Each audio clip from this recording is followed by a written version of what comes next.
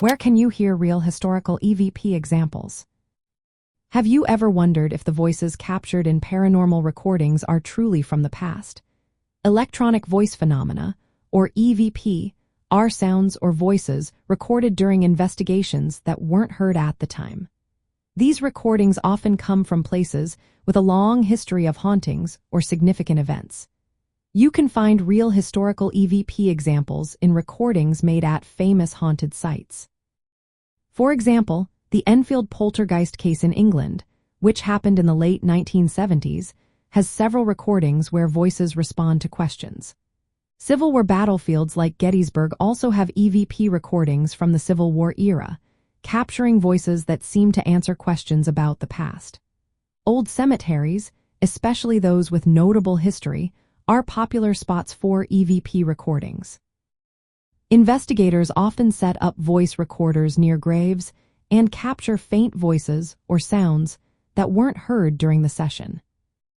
Many paranormal investigation tours and events also provide chances to hear EVP recordings from historic locations. Haunted antique stores or ghost tours in cities with rich history sometimes feature recordings shared with visitors.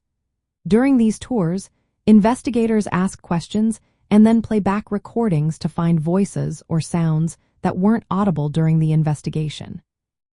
These recordings often include childlike voices or responses that seem to relate to the location's history. Research groups and paranormal investigators keep archives of EVP recordings from their investigations. These collections include both faint and clear voices that seem to answer questions or make statements. They are recorded on digital devices or tape recorders during quiet moments when investigators ask questions. These archives are sometimes shared online or at paranormal conferences, allowing everyone to listen to real historical EVP examples. Most EVP recordings are made by asking questions aloud during investigations. After a pause, investigators play back the recordings to hear responses.